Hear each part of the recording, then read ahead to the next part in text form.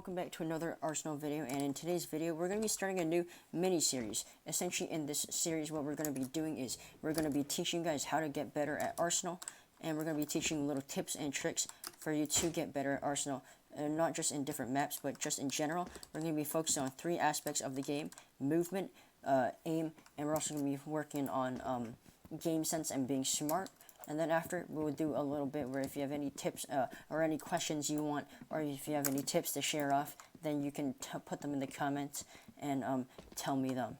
And I'll go over them in a video, if there's enough. But before we get into this video about movement, make sure to drop the video a like, comment, and subscribe, turn on notifications, and yeah, I hope you guys enjoy the rest of this video. And so, for our first thing we're going to cover, we're going to be learning about the basics of Arsenal. So, the basic movement mechanics: you always have your WASD, W to go forward, you have your left, which is A, your backwards, which is S, and your right, which is D, and then you have your jumping, which is your spacebar, and then you have your crouch, which is C in this game. Other games you might have controller or whatnot, but you have that. You also have your mouse to help you with direction, so if I want to go a different direction, I can always just change it by using my mouse, which can be important, although sometimes not as much. Your mouse can help you, but your mouse is going to be mainly used just for aim, or at least that's what I do. I try to use my mouse mainly just for aim. I barely actually move my mouse otherwise. You can see, even though I'm making all these weird adjustments, I'm not actually moving my mouse. I'm actually using my direction keys, more or less, instead of using my mouse. My mouse is mainly just for aim, maybe with a slight bit of movement changing here and there, but yeah. Because what happens when you use your mouse for moving is that you actually lose a lot of speed, and that's a problem with this game. You never want to be standing still for too long in this game, so moving around, you always want to be moving, and then maybe for 1.5 seconds you take to shoot a person out, or however amount of time it takes for you to get the enemy killed, and then after, right back to moving. Alright, so now that you got the basics down, we're going to be talking next about when to move and how to move. So we are on Dizzy, and I'm just going to show you some basic ideas and stuff you can use in your games to help yourself move around the map better. So let's assume that you spawn right here. Very simple spot. There's 2 areas you could go. So we're going to go for the lower route, and we're going to be knife out here. You don't want to be gun out until you get around to here. Until you actually are about to fight the enemy and go around the corner, that's when you need to use and pull out your weapon. Obviously, I only have the dagger here. I'm by myself in a private server, but say I'm going to jump out here and gun out. By the time I get ready for this jump, I'm going to be gun out and then jump.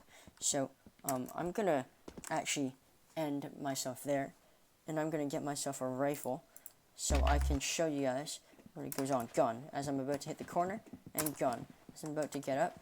But otherwise, I'm just going to be using my knife out there, getting nice jumps. So here, gun. There could be an enemy around this corner, I don't know.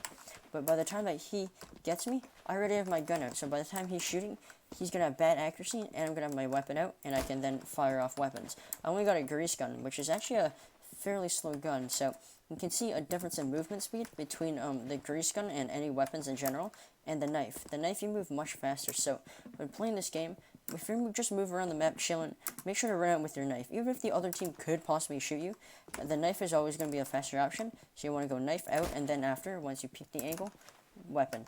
There could be a guy in there, so I get my weapon out as I get ready to peek, and there we go.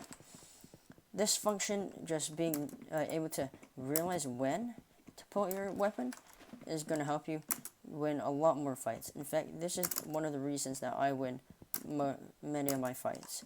It's because I know when I should pull out my weapon, and when I'm able to just chill and relax, and I don't have to pull out my weapon. So here I'm getting close, so weapons out. There we go, all the enemies are gone because we are insane. And so I can knife out here. And then I know there could be enemies here. Knife out is no longer there, so there we go, knife back out. And we're just going to run up. I spot out the guy, I'm going to fall here, take a different approach. So that brings me to my next topic. Other than movement, different approaches, as I was talking about. So you want to take different approaches to fights all the time. So here, maybe one time I'll go right. Maybe one time I go here, I'll go left. Maybe one time I'll just climb over. But either way, or I'm going to have my gun out and I'm going to be ready. But the movement that I choose is going to help me win that fight. So obviously you can go and do different strategies, such as going around different sides, but you need to learn how to peek different things. So there's different peeks that I like to do. One of them is just a simple short peek like this. Say I know the enemy is here, I might just go up and just peek him very swiftly and very short. It's a quick press, and instead of just releasing the D key, I'm gonna quickly press A. So here I'm gonna quickly press A real quickly, and I'll get onto that later when I talk about jiggle peeking. But also another peek you can do is, I call it a white peek. So I'm up here, right? I'm ready, and I'm just gonna go out like that, and I'm gonna get ready. So maybe the enemy's sitting still, and I'm just gonna get ready to pepper this guy down as I move around. So you have your fast peek, which is just here, like that, and you have your white peek, like so. And then you can also combine that with jumping. So maybe I want to jump into a fast peek, or I want to jump into a wide peek, depending on how far you want to take it, what weapon you have. You can do different types of peeks to get yourself different places and make yourself win the fight. Once again, be unpredictable. You don't always want to do a wide peek. You might also want to add a crouch in. You might also want to move left and right. You want to just go like that and add a bit of a crouch. You might want to just run in there and gun them. It's all up to you, but all these different pieces of advice, if you add them all up and be unpredictable, your enemy's going to have a rough time trying to figure you out. So now that you've learned a bit more about being unpredictable, and you've also learned before that just the basic mechanics and movement of Arsenal, we're going to be talking about something a bit more unique. We're going to be talking about jiggling and more advanced details with movement. So obviously when you're taking your duels, you want to be unpredictable, but if you're just trying to do stuff like bait out the sniper that could be on the opposite side, you might want to do something like a jiggle. So a jiggle is where what essentially I'm doing is I'm pressing my left and my right really fast, left right, LR, and really quickly. And then if my shoulder peeks out, he might accidentally tap his weapon. He might be expecting me to be here, so he might have his sniper positioned here. But if I just go like that real quickly, he might accidentally fire, and then when he fires, I go and I tap him.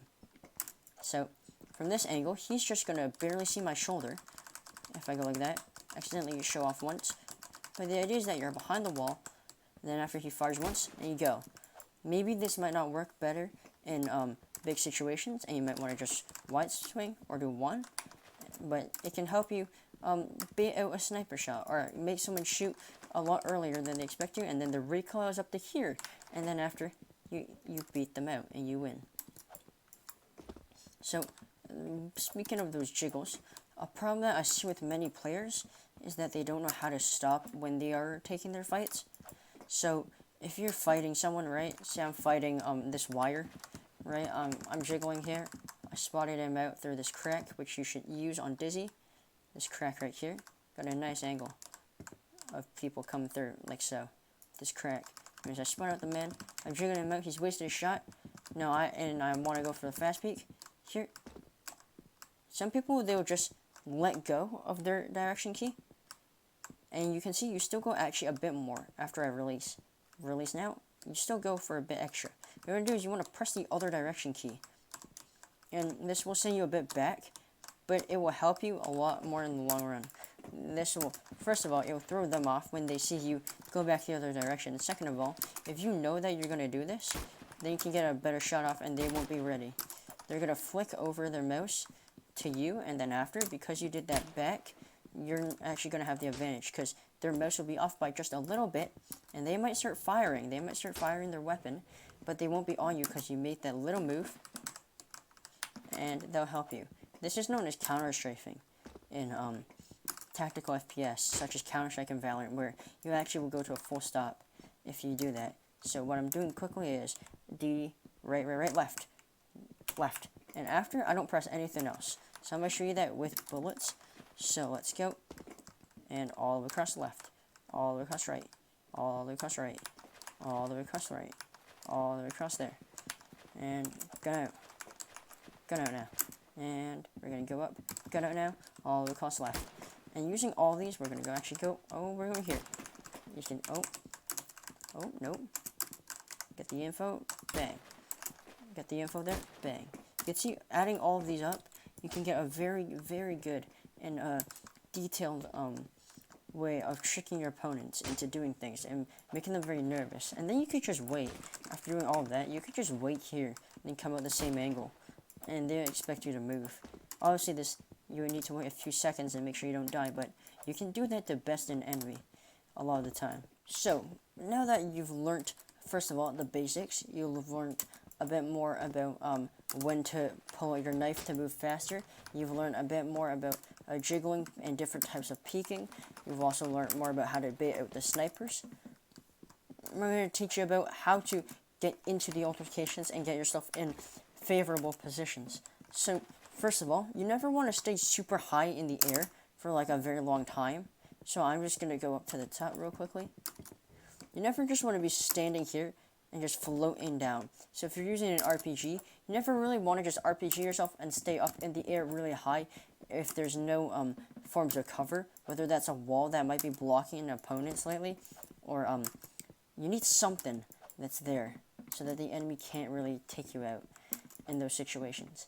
Next up, if you're going in for the big old swift to go in, you want to be using your direction keys, your A or your D, to change up your direction of your attack if you're going to be going in for a jump and an attack. So, if say the enemy is that pillar right there, right now, and I was to go up top, and I was to go in for the old Dunkaroony on him, what I would need to do is, instead of just going in like so and going straight at him, where he just has to aim in a straight line and down, what I need to do is I need to change it up so he has to move down and to the left, or down and to the right, or maybe even just all over the place. So instead I might go like so and here, and that will alter his movement and alter his aim so that it's harder for him to shoot me, and while he's standing still, I'm just looking at him and I'm getting ready. Alright, there we go, and he's gone. This is especially important when dealing with the revolvers, whether on either side of this. And yeah, your movement's going to be really important if you want to just chill and get some easy frags, easy kills. You saw I was going one way, and then I quickly went the other direction. Right here. Oh no. I did a bad.